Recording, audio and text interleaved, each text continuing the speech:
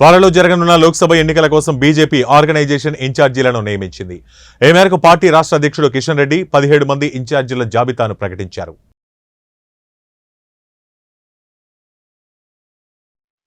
కొంతమంది పెద్దలు, పార్టీ శాసనసభ్యులు వీళ్ళందరినీ కూడా వివిధ పార్లమెంట్ నియోజకవర్గాలకు ఇన్ఛార్జీలుగా కూడా నియమించడం జరిగింది.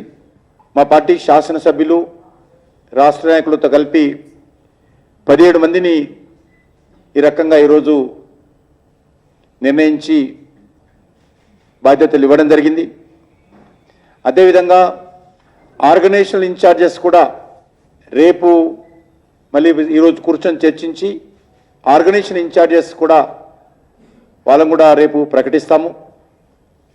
అదేవిధంగా కొంతమంది పార్లమెంట్ కన్వీనర్స్ను కూడా స్థానికంగా ఉన్నటువంటి ఎన్నికలను సమన్వయం చేయడం కోసము పార్లమెంట్ కన్వీనర్స్ కూడా నియమిస్తున్నాము.